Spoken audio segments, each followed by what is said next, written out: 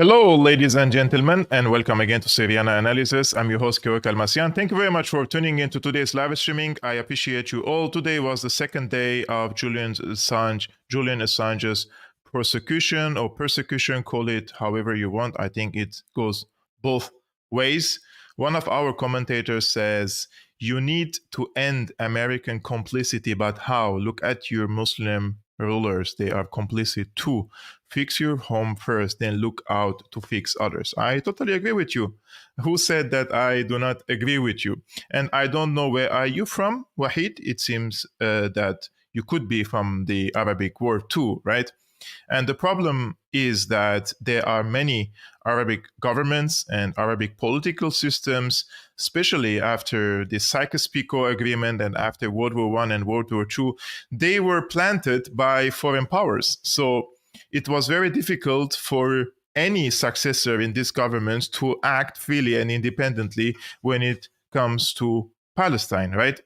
And other also major issues. And in the last live streaming, for example, I spoke about Syria, and I told you how, when the war erupted in Syria in 2011, Arab rulers, Arab radical imams, mostly from the Muslim Brotherhood and the Wahhabis, they preached and they called for a holy war against Syria, but they haven't done the same for Palestine, for example, right?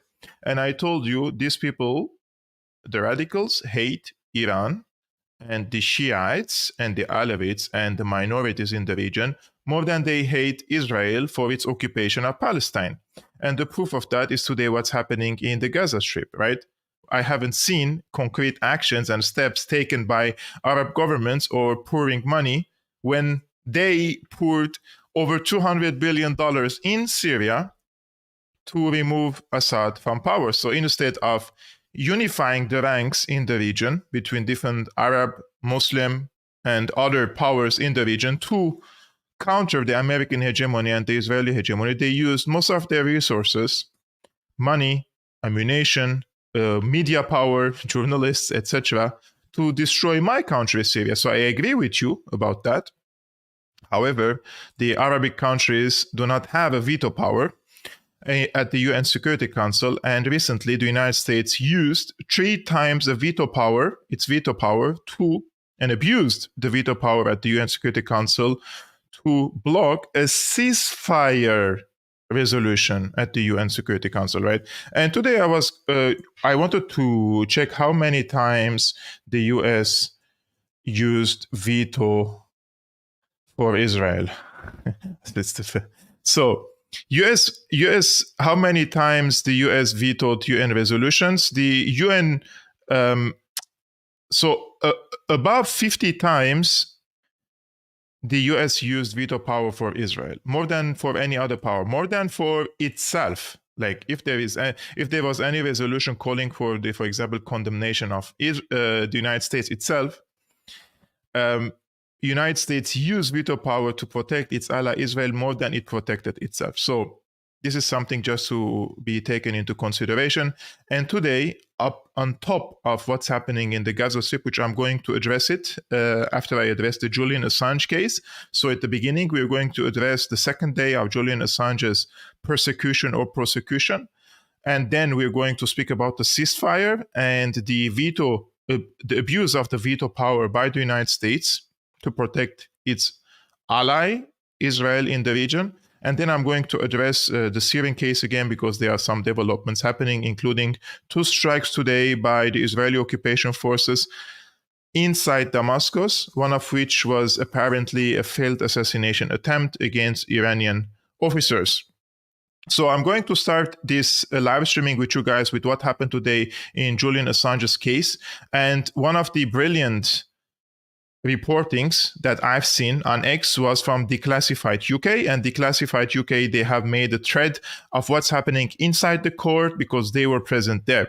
So the woman who was representing the United States today, her name is Claire Dobbin, and she presented her case against Julian Assange. So Claire Dobbin begins by claiming that the United States prosecution should not be considered political, because yesterday the lawyers of Julian Assange argued that this is a political case and not a violation of a law case. And when it's a political case, the UK should not extradite Julian Assange to the United States. And she says the indictment was opened under one US administration, which was Trump, yet it is being continued by another US administration, now Biden, which has a new CIA chief. She says, Dobbin says, quote, the admin in the US changed during the course of these proceedings, with it the president, the head of the CIA, and so forth. But the prosecution of the appellant remains on foot, precisely because it is based on law and evidence, not political inspiration. It is funny here that she's raising this issue because in the United States, the people who are mainly aiming to prosecute and persecute Julian Assange are the deep state, right?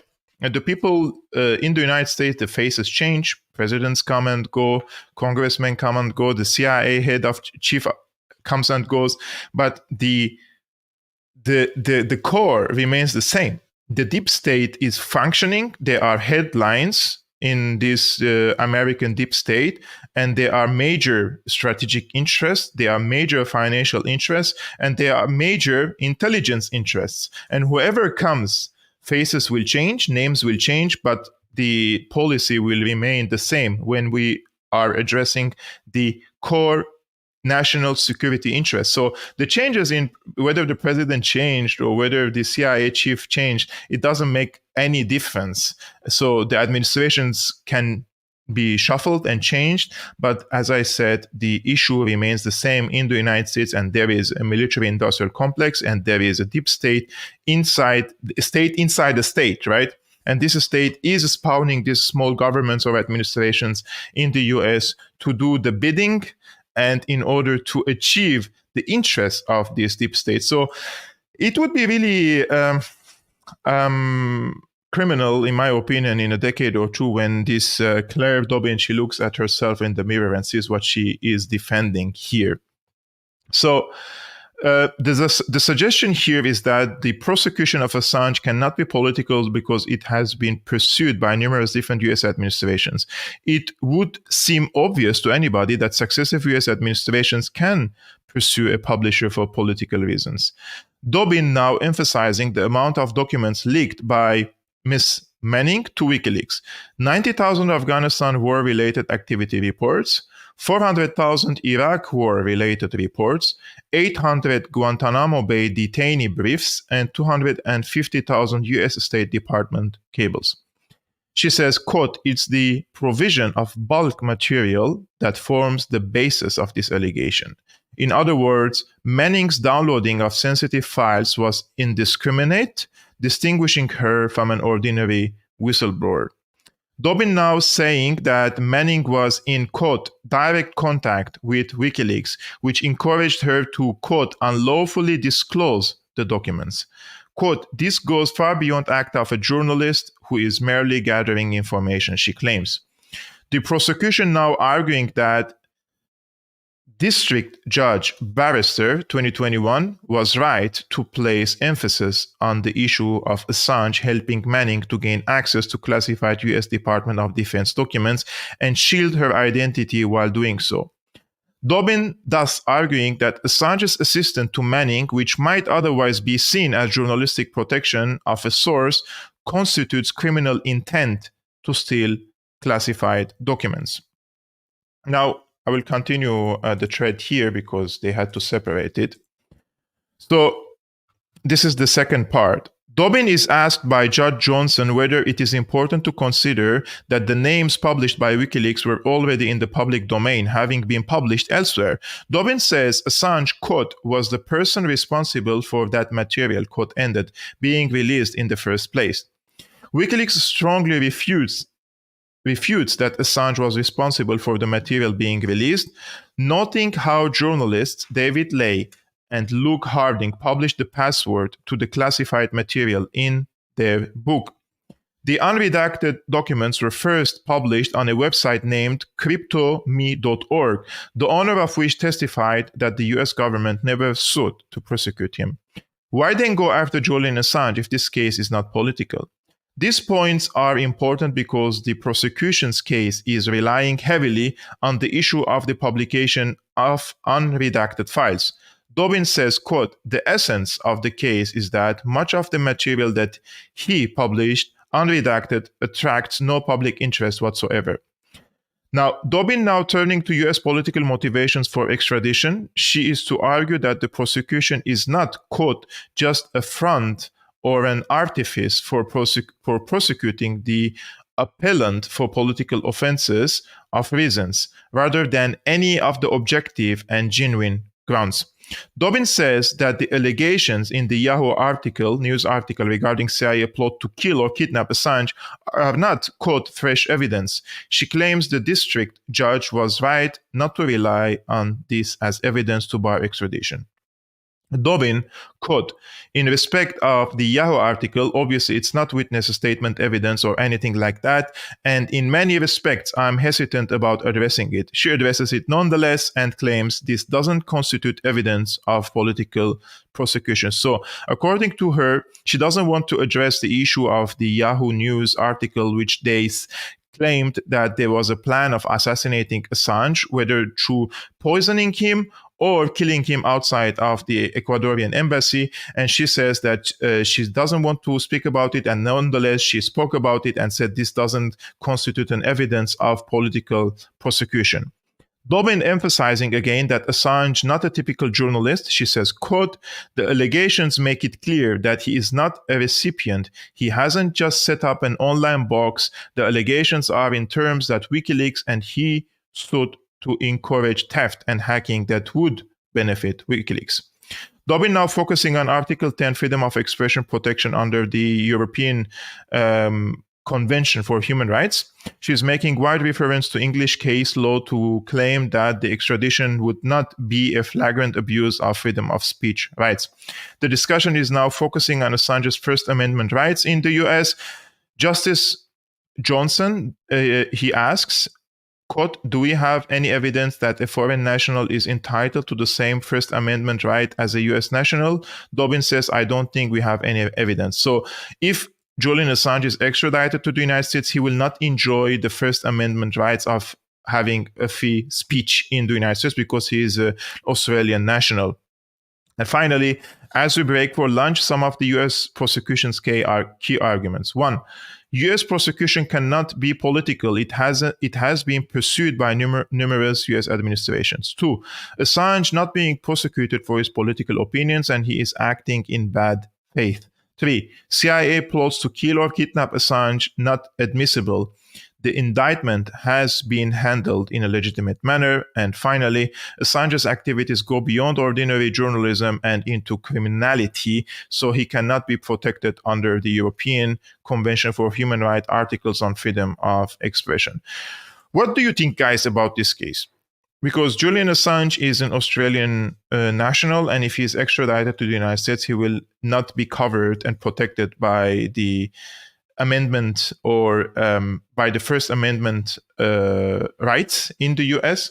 Secondly, the US team, the US defense team, again, Julian Assange argued that this case is not political, and they said that Assange is not being followed or prosecuted for his opinions, but rather because he's acting in a bad faith. And he also helped Chelsea Manning and encouraged her to hack or to break into these logs and in this information and pass this information to him, or the secret documents, the classified documents. And also, there is no evidence that the CIA attempted or plotted to kill or kidnap him. And finally, his activities go beyond journalism, and this is a criminal act. Therefore, the European Convention for Human Rights articles on freedom of expression do not apply to Julian Assange. It would be interesting to know your opinion, guys, because in my opinion, this case, the moment when you realize that this case has reached to the higher court in the UK, this only shows that it's already politicized. Because in my opinion, this was a case that could have been solved from the first, probably administrative court. But the moment that the judges considered that there are no plots to assassinate him, and this is not a political case but a criminal case, and also the European Convention for Human Rights of Freedom of Speech doesn't apply to him. Reaching to this point, I think this is the no return path now. I think the UK has gone too far with this case that they don't want to go back. And knowing that the judges now were part of the MI6 and they had their ties with the MI6, I think the American influence over the UK and the vice versa and their joint criminal activities, be in Iraq, Afghanistan, Syria, Guantanamo, and different places, and the dirty business that they have done together, at least since the year 2000, after, especially 2001, after the 9/11 attacks, I think it would be the British legal system or political system would be shooting itself in the leg if they let Julian Assange walk free. And this is why I said yesterday when I was on RT, I said I'm not really optimistic about this case, because a criminal cannot be a judge, right? And especially when this person was part of the UK establishment. You cannot come and convince me that the judge in the UK will do everything he can or she can to bring justice to the case of Julian Assange.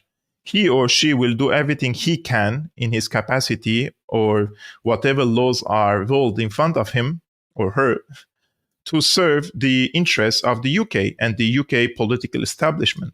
I mean, there are people in the UK like Tony Blair could end up in jail because of Julian Assange's website, WikiLeaks, right? And nowadays, Tony Blair is being recycled again as some sort of a messiah, and he's presented again to the public about other cases such as digital currencies, digital IDs. He's going to the World Economic Forum, right? So I truly don't know. I hope I'm wrong. I truly hope that I'm wrong. I would be the first one celebrating if Julian Assange walks free, but I just don't have I know that they don't have good intentions, and I don't really trust the judicial and legal system in the UK, because the moment you realize that this has gone too far already to the higher court, you know that they did all they can to politicize this case and weaponize the judicial system against him.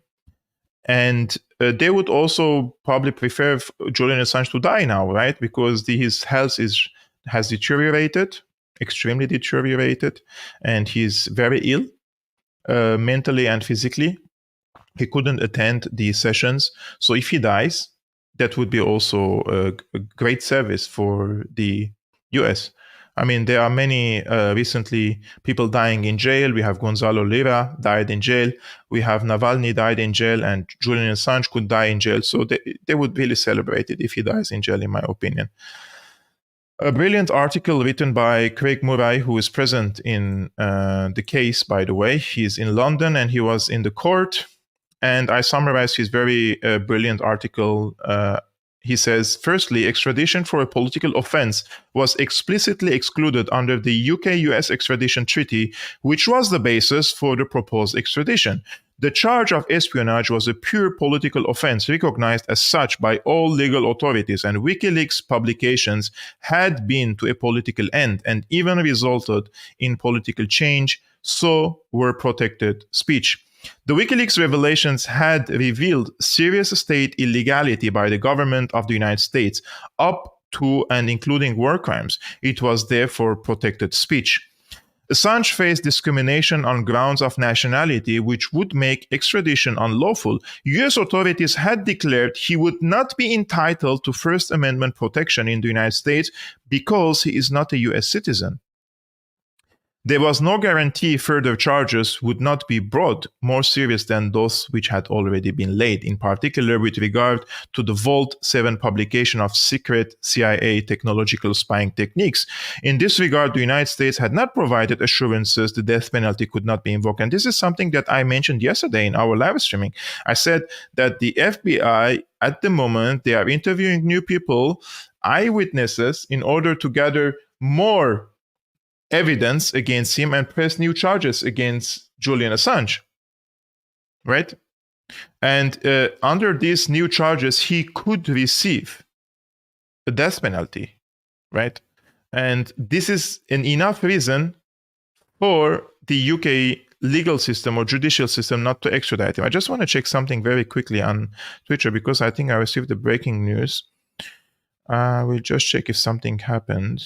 No, I just thought that something happened in the case of Julian Assange because I learned today that the judges will take their time for a few weeks to take a decision. So the CIA had made plans to kidnap, drug, and even to kill Mr. Assange. This had been made plain by the testimony of protected witness 2 and confirmed by the extensive Yahoo News publication. Therefore, Assange would be delivered to authorities who could not be trusted not to take extrajudicial action against him. Finally, the Home Secretary had failed to take into account all these due factors in approving the extradition. So I just wanted to show you this part, which was important to show you what's the opinion of Craig Murray and how he is arguing against the extradition of Julian Assange because of the two things. One, if he's gone to the United States, he could new charges could be pressed against him and he could receive a death penalty. And this is a guarantee that the American side has not given to Julian Assange, right? And also the case that is political, and they are in the British legal system, in the British Constitution, they ban people from extraditing to the United States if the case is political or if he's going to receive a death penalty in anywhere around the world, not only in the United States. Guys, while you watch this live streaming, I would really appreciate that if you just hit the like button, thumbs up while you're watching. It attracts more people to join the live streaming and more people can see this live streaming after I post this live streaming as a normal video. Thank you so much. So we have Craig Murray speaking about this, but then we have also CNN covering this case. And it's funny that at the end of this video, why I'm showing you this video, because at the end of this video, this journalist here, she says, wow, those are lots of allegations made by the defense team of Julian Assange that needs to be what she says, like it has to be studied or it has to be confirmed, if these allegations are true. Then why are they not doing it? Take a look.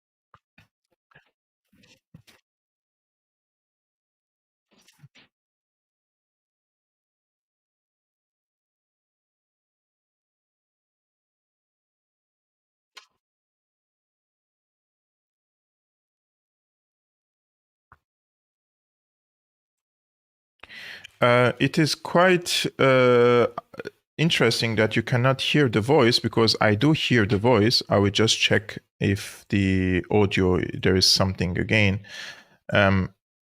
Okay, let me check. Let me check again, guys, because I can hear the volume very well. I will just try to check it again. So let's see again.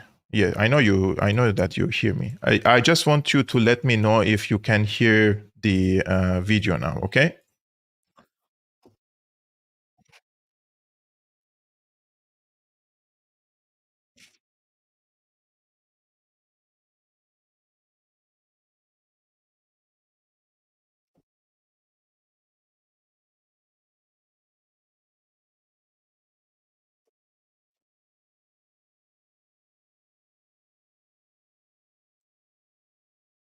Okay, this is There could be something technical from the software, but so the two arguments that he raises here, that the defense team of Julian Assange argued against the extradition to the United States, that he is ill and he could take his life if he goes to the United States. He won't survive in the American dungeons.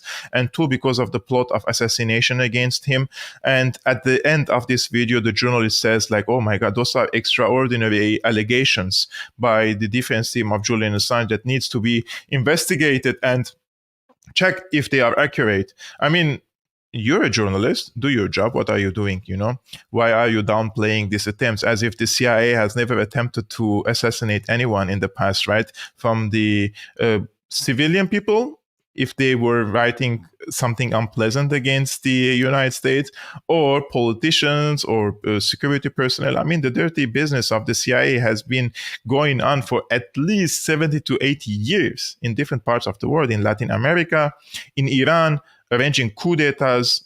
I mean, even recently, former head of a CIA was, I think, on MSNBC or CNN, was asked about the coups, and he was asked if they still do coup d'etats and arrange coup d'etats, and he said, yum, yum, yum. He didn't answer that question, just for the good reasons, then he said, right? So, of course, criminal activities have been done by the CIA and still going on by the CIA. So, being surprised that the US tried to assassinate or poison Julian Assange is just beyond me in this case. So, the US, guys, is not only prosecuting and persecuting against Julian Assange, but also aiding and is complicit with Israel in its onslaught against the Palestinians in the Gaza Strip. And recently, the US used its veto power again at the UN Security Council. So once again, the United States stood on the opposite side of human civilization. And on the morning of the 20th, in the United States, the United Nations Security Council launched a vote on the draft resolution calling for a ceasefire in the Gaza Strip. And among the 15 members of the Security Council, 13 voted in favor.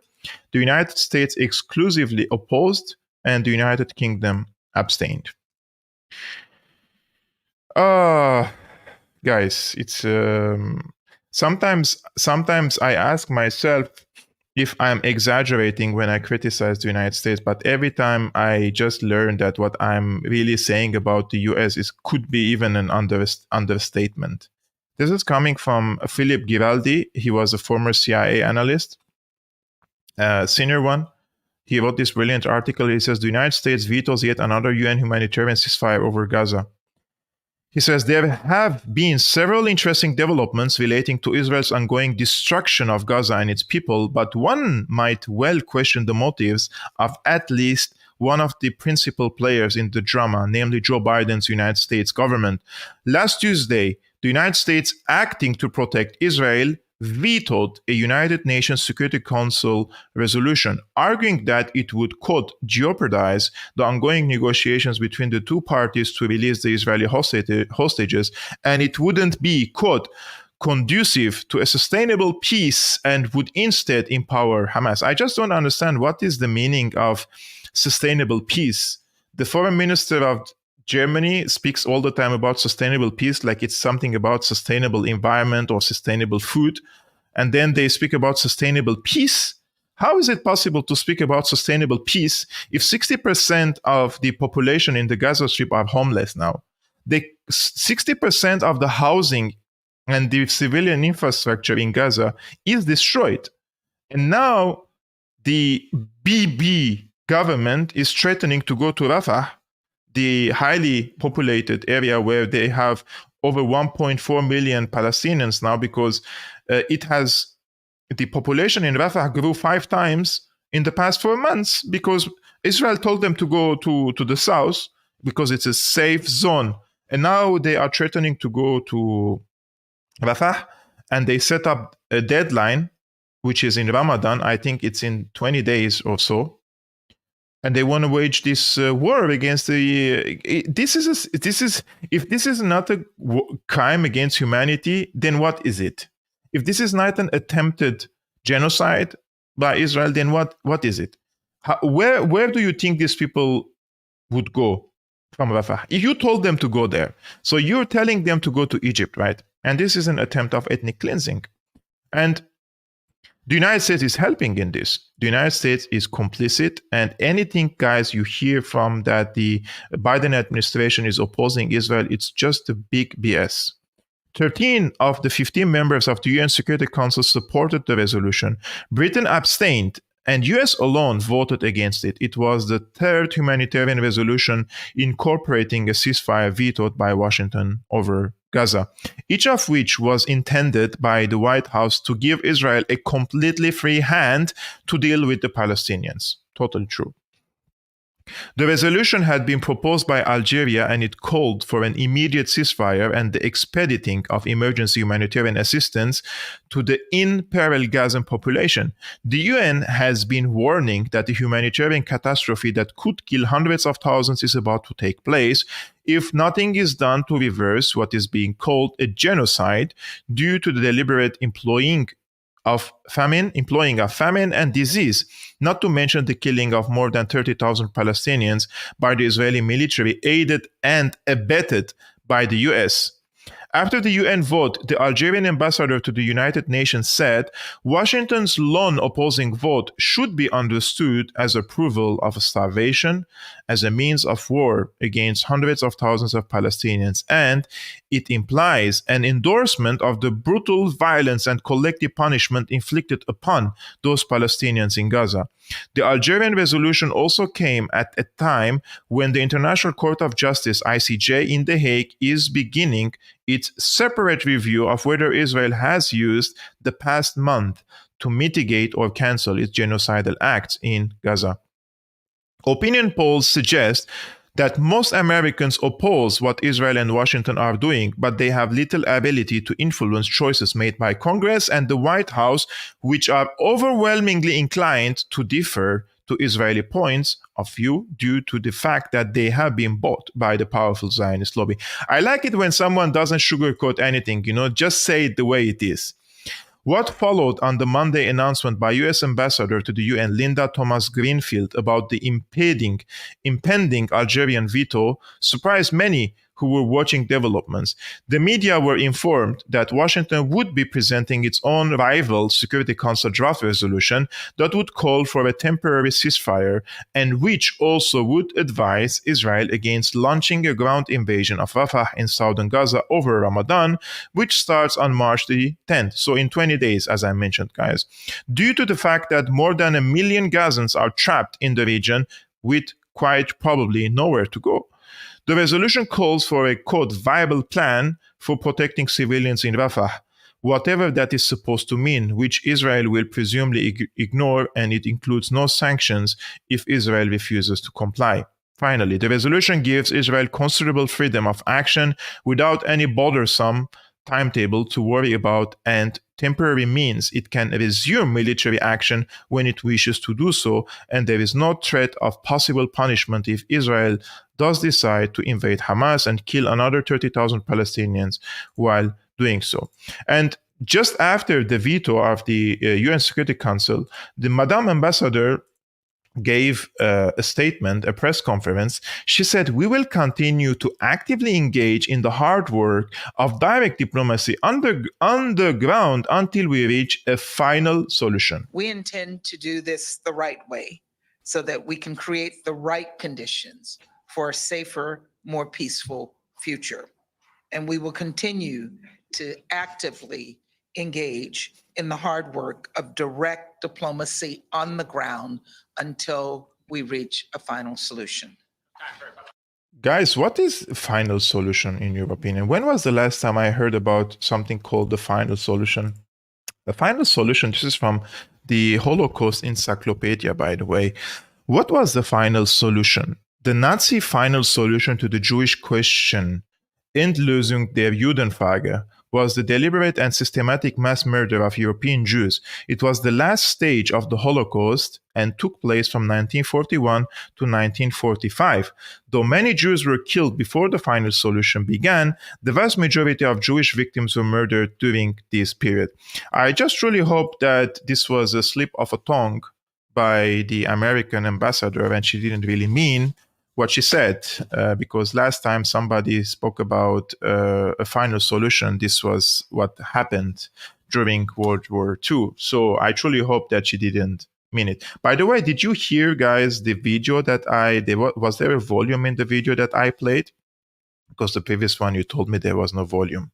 I would like to know if there is any problem with the software or the problem was with that video. So it's not asleep. The wording has been used the past months. Yeah, I think so too. Can you just, guys, tell me if the video had the volume, the previous one? I would really appreciate it. I'm checking the live chats now. So before I receive the answer, I would just check this article. So this is from the Haaretz. Yes, there was a volume. Great. This is from the Haaretz, which was published, I think, today or yesterday. It was yesterday. Yeah. So Israel's worst ever government wants to let the country burn. Poof. The decision to impose restrictions on Muslims coming to pray at Al-Aqsa Mosque during Ramadan is the most dangerous decision this horrifying government has made since the war began.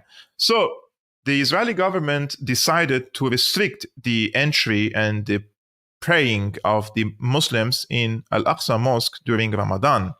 And this is coming at a time when the Israeli government claims that its war is not against the Muslim people. Its war is just against Hamas. But if there is no Hamas in Jerusalem and near the Aqsa Mosque, then why are they banning ordinary Muslim men and women to pray in Al-Aqsa Mosque, right? And I think this is the main argument of the author. He says, the decision to impose restrictions on Muslims coming to pray at Al-Aqsa Mosque during Ramadan is the most dangerous decision this horrifying government has made since the war began. Ramadan, which begins next month, could have been an excellent opportunity to prove that Hamas spokesmen lie and that Israel's war is against Hamas, not against the entire Palestinian people or against all Muslims. It was an opportunity to undermine this terrorist organization's propaganda that Israel intends to harm Muslim freedom of worship on the Temple Mount, aka Al-Aqsa, and change the status quo there, as well as an opportunity to draw a distinction between Hamas and Arabs in the West Bank, East Jerusalem, and Israel.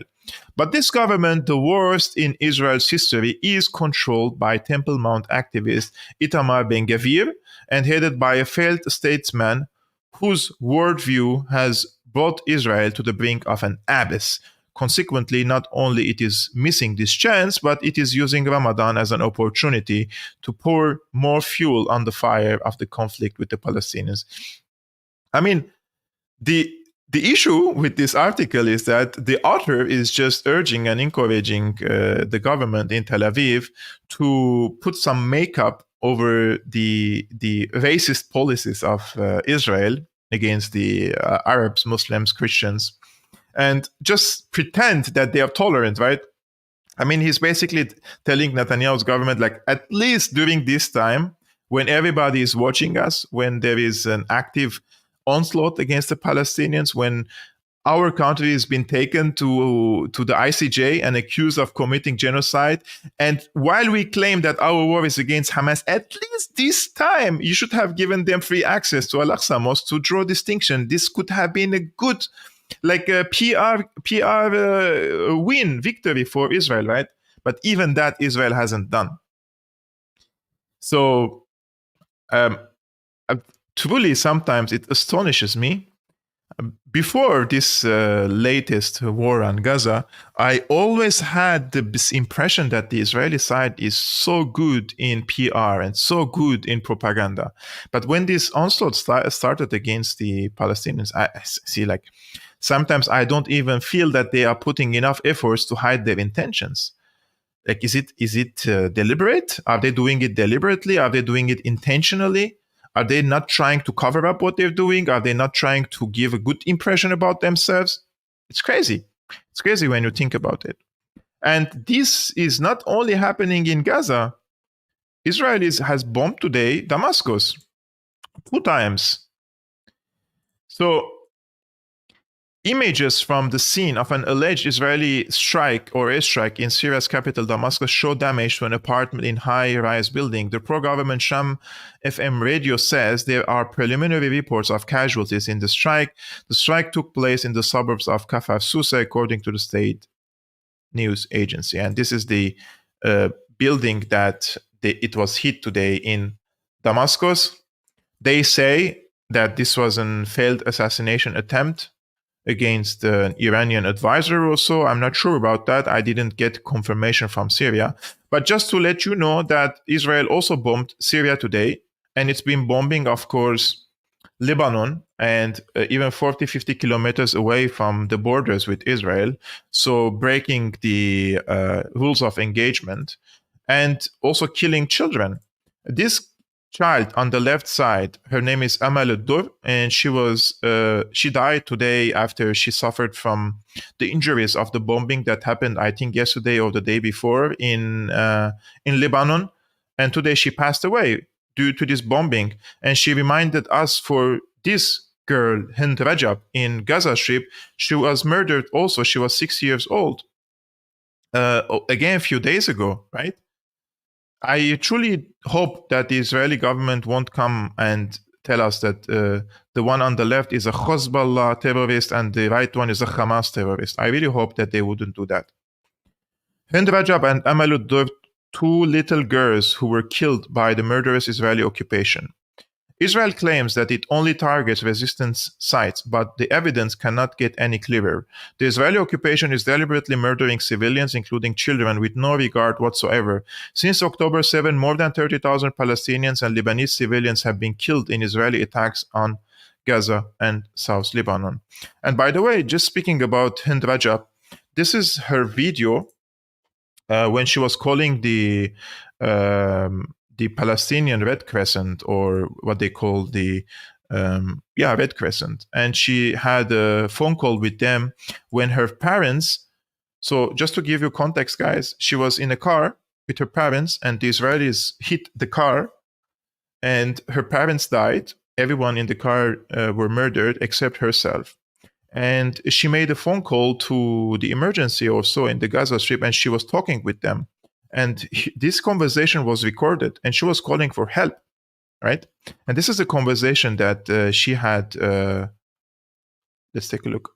Khalisa says, the Red Crescent released a new recording of 6-year-old Hind Rajab. She saw the Israeli military murder her entire family in their car and called for help. In the recording, she describes how Israeli tanks are coming closer than they killed her.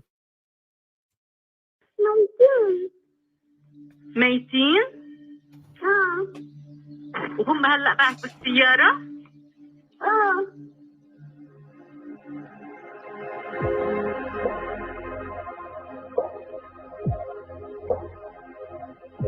انت هلا وين متخبية هلا؟ وين انت هلا محمية؟ بالسيارة. جوا السيارة انت صح؟ مش برا السيارة. صح. طيب خليكي يا عمري بالسيارة، أنا حتمني فاتحة الخط معاكي، أتمني أحكي معك، ما بدي أسكر التليفون، تمام؟ الدبابة جنبية. الدبابة وين؟ جنبية. الدبابة جنبكم؟ ما عم تتحرك ولا واقفة؟ نزل حدا منها؟ لا بتتحرك. تتحرك؟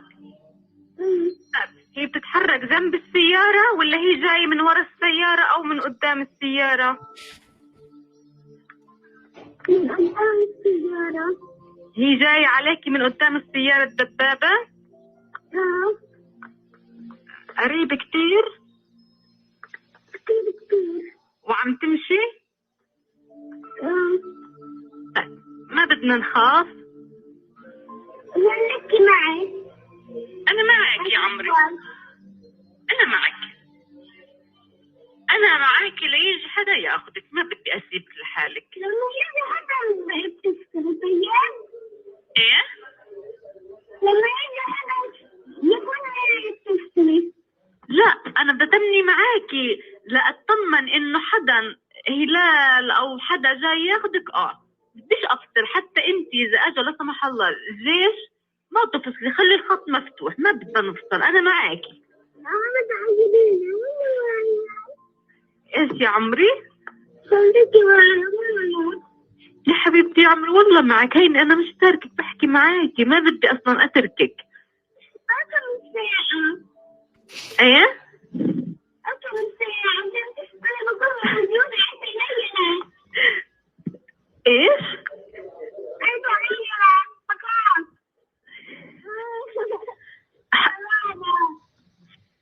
حبيبي. حبيبتي والله لو بإيدي لأجيكي نحكي يا الله. الله. يا رب احمينا. يا رب تكرمنا. Can somebody please tell me how is it possible that this girl was murdered? Like, if you are a soldier and you are in a war zone and you see this child, how is it possible that you would kill her? I just like, if you don't see these people as enemies, as animals, you wouldn't kill. Like, take me to any place and tell me these people are your enemies 24/7. And if you see a little kid like herself, what type of heart would you have to kill her? Seriously, I just do not understand how the Israeli military operates. What type of mentality do they have? It's hell, man. It's hell.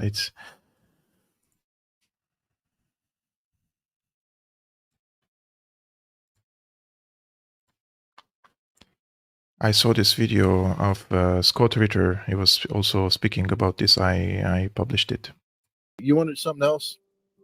There's a tape right now of the 6-year-old girl on the phone to the rescuer, or 4-year-old. I mean, she's a very young girl, and she's scared. She's in the car with her dead parents, her dead uncle, aunt, dead cousins, and she's begging for them to come and get her. Please come. I'm scared. It's getting dark.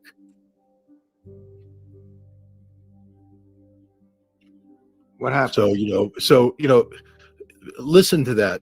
And if you're a father, if you're an uncle, if you're somebody who has, a niece of that age, imagine that being her. Imagine it being your daughter calling someone, begging for help. Please come and get me. She hasn't done anything wrong, but the Israelis used her as bait. They used her as bait. They set this up. They were monitoring this phone call. They allowed the Palestinian medics to come in. They gave them the route. The medics got within 50 meters of this girl. They saw her in the car, and then they killed them. The Israelis killed them, and then they killed her. They set them up. If you see that and you don't cry, if you see that and you don't understand how evil the Israelis are right now, I mean, that man's speech broke your heart. But listen to the voice of this girl as she's on the phone. The tank is in front of me. The tank is coming to me. The tank is very, very close. I'm scared. And then the tank killed her. By the way, Scott is he served in the army, and he's a tough guy, He's a military guy. And I just don't have any more words. Like, it's just radicalizing me every day, and I really try to be not to bring my emotions into this conversation, because I don't want to sensationalize my streams, but it bothers me. I feel from inside, I feel rage inside me, and I feel the urge that I want to scream, and I want to use violence, it's a human feeling inside me. I do my best that I'm here to present news, analysis, etc. But how can I keep myself also sane from inside after seeing all this? And it affects me directly. It affects me because it's happening in Palestine, and Palestine for me is I say the compass is Palestine. Like, you see what's happening in Palestine, it means a lot to me. Secondly, the issue of a genocide, it means a lot to me because my parents survived an Armenian genocide, my ancestors. 3, the inaction of the so-called international community to save the Palestinians. It's horrendous. And then mocking the victim, if you want to go and see videos that these Zionists are publishing on social media platforms, you would puke. They are heartless. They are committing these crimes, and they have a cyber army mocking the victim. And it's not only the Israelis doing this. Look at this guy, man. Look. This is Andrew Ogles. He's a sitting member of Congress, says the quiet part out loud. He says, I think we should kill them all. He states, we, America, are responsible for killing all Palestinians. Congress plus Biden and entire cabinet are all war criminals. This is a guy, his name is Andrew Ogles. He's a sitting member of Congress, and he says, I think we should kill them all. I've seen the footage. You've seen footage of shredded children's bodies. And that's my taxpayer dollars. I- I'm going to you know what? going to bomb those kids. So I think we should kill them all, if that makes you feel better. Everybody, yes. I think we should kill them all. So everything I said about the United States as an empire that has to come to an end is true. This deep evil that is governing and in charge and control of the United States must come to an end. And it's not going to happen, unfortunately, unless the people in the United States rise against their government. I'm not telling the people to wage a revolution or do stuff. I'm just saying the change must come from the United States. And the people, more people, every day, must do all they can. They have to peacefully resist. They have to see their taxes. And the people have the power. People really need to understand that the United States is 150 million people.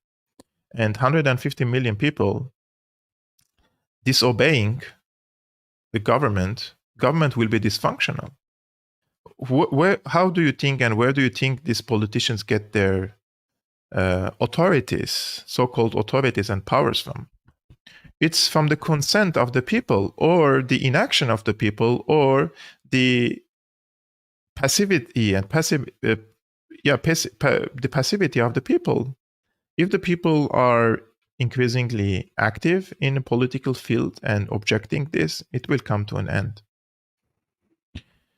I promise you guys that I will also cover the Syrian case. And as you know, there is this social media fuzz nowadays about a recent podcast that I also covered yesterday. And Jackson Hinkle was on Propaganda and Co. And then he gave his opinion and he was criticized, of course, for it. And this is our friend Jake. He wrote a brilliant, in my opinion, analysis here about this case, criticizing the podcast for having an anti-Syria opinions. And this is what he says. It's important to read what he said because he wrote it brilliantly. And I commented, I said, read this, print it, read it again, then hang it on your fridge and read it again. You must understand that we are not Assadists. We are pro-Syria and its plight against US imperialism. Jackson Hinkle was asked by the host of Propaganda and Co. to justify his support for Bashar al-Assad.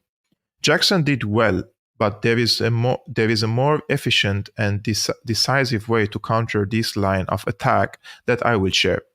Put simply, those of us who live in the West are responsible for what our governments do, not what Assad does. Our governments since 2011 have joined forces with Turkey, Saudi Arabia, Qatar, and Israel to either topple the Syrian government or destroy the country while trying.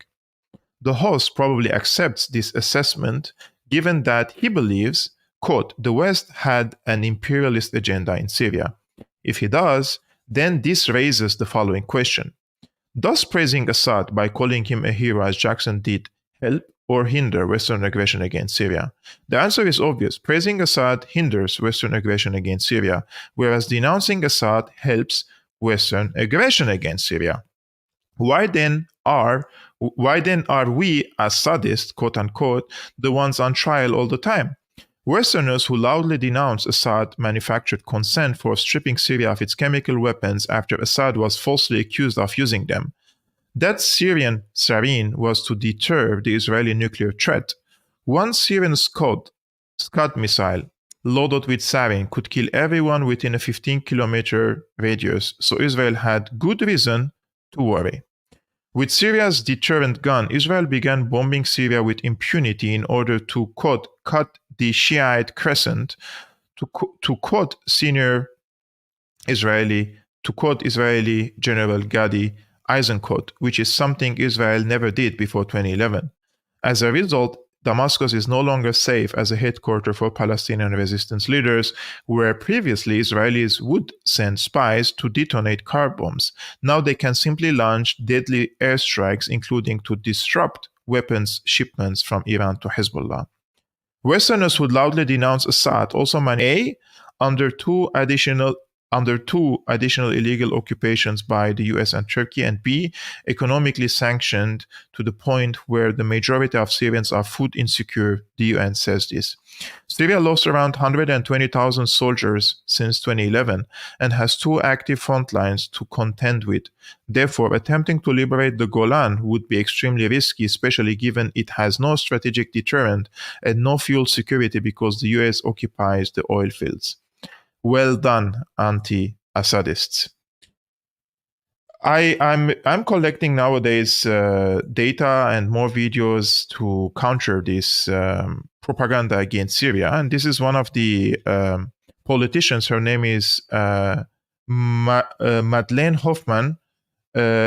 She was a US Peace Council, and she was a politician from the Green Party. She says this is not a civil war because Maria was replying to the statement that he made that Bashar al-Assad destroyed the whole country. This is not a civil war in Syria. That's probably the first thing we heard, and we heard it over and over again. It is not President Assad against his own people. It is President Assad and the Syrian people all together in unity against outside forces, outside mercenary forces, terror organizations. The names change every day or every other day to try to protect their identity and maybe keep the connection between the country that funded it and that group kind of a little bit more nebulous. But there are groups, mercenary forces, supported by Qatar, Saudi Arabia, Turkey, the United States, and underneath it, Israel, the state of Israel. And these outside mercenary forces are the ones that are terrorizing the Syrian people and are attempting to divide the Syrian people. I remember when the US invaded Iraq, our organization was against it well before the invasion ever began. But once the invasion was over and the United States was setting up a government, we talked to many Iraqis who said, we're not Sunni and Shia, we're not Sunni, Shia, and Kurds, but the United States is trying to divide us that way. And we got exactly the same message when we were in Syria. We are Syrians, as Henry said before, whether you're Christian, Muslim, or other, you're Syrian. And that's one of the things that's enabled the Assad government to withstand 5+ years of this kind of outside attack. When it was time for the US to unseat Saddam Hussein after years of sanctions and 2 wars, he fell like that. When it was time, the United States decided time for Gaddafi to go, he fell like that. But when it was time, the United States decided it was time for Assad to go, he did not fall. And why? Because he has the support of 23 million Syrian people, and it was more before all these refugees were created and refugees were sent around the world. So this is, of course, American politicians saying that this is not a civil war. This was an outside war against Syria. And I'm collecting some evidence nowadays too, because the guy of the podcast, he replied to my comment saying that he will invite me to the podcast for a debate with this Sami guy. Let's see if he will do it. And also Jackson Hinkle said that he will invite me to shed light on the Syrian case from a guy who is from Syria and from the Syrian perspective. But the last video I wanted to show you guys, it is the former foreign minister of France. And he said this, he said to overthrow the Syrian government because, so the UK planned a war on Syria before the unrest began, he says. The French former foreign minister, Roland Dumas, he said to overthrow the Syrian governments because in the region it's important to understand that the Syrian regime makes anti-Israeli talk. Moi, je vais vous dire quelque chose. J'étais il y a 2 ans à peu près, avant que les hostilités commencent en Syrie. Je me trouvais en Angleterre par hasard pour d'autres choses, pas du tout de la Syrie. J'ai rencontré des responsables anglais et quelques-uns qui sont mes amis m'ont avoué, en me sollicitant, qu'ils se préparaient quelque chose en Syrie. C'était en Angleterre et pas en Amérique. L'Angleterre préparait l'invasion des rebelles en Syrie. Et on m'a même demandé à moi, sous le prétexte que j'étais ancien ministre des Affaires étrangères, si je participerais comme ça. J'ai évidemment dit le contraire. J'ai dit, écoutez, moi, je suis français, ça ne m'intéresse pas. Mais c'est pour dire que cette opération vient de très loin. Elle a été préparée, conçue, organisée. Dans quel but Excusez-moi, dans quel but? L'idée de renverser Bachar, c'était quoi le but? La finalité? Mais dans le but très simple, de destituer le gouvernement syrien, parce que dans la région, il est important de savoir que ce régime syrien a des propos anti-israéliens.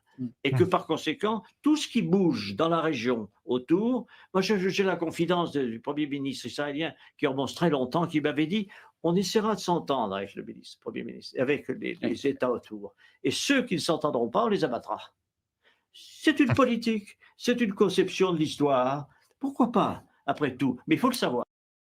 So this is the former foreign minister of France saying that 2 years before 2011, so in 2009, he was approached by the UK foreign minister and asked him if he wants to participate in the plot and plan to overthrow Assad in Syria. And he says the reason for that is because Assad and Syria, they have an anti-Israeli position in the region. And Israel made a policy that with the neighboring countries, you either get along with them, so you play their ball, you play football with them, or they will destroy you.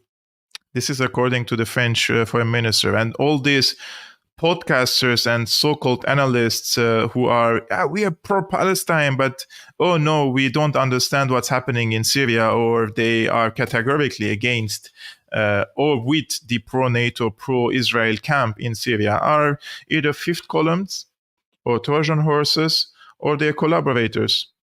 What is the other?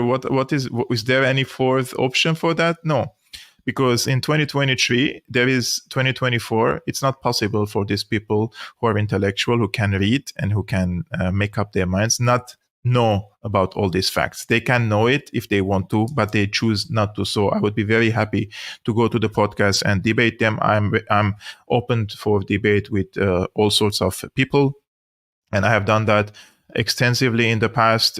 In 2013, I was invited to the American University of Cairo, and I debated a Syrian opposition figure. And there was an audience of 100 people, and 95 or 96 of them were anti-Assad back then, from the Muslim Brotherhood, Egypt Muslim Brotherhood, because the president of Egypt was back then Morsi. And when the debate was over, they tried to hit me. So they attacked against me. They tried to physically assault me. And the security took me out from the behind door. They put me in a taxi and they sent me to, they were the BBC. They sent me to the hotel and they came back and they apologized to me for what happened. But this happened to me all the time. Now we're in 2024.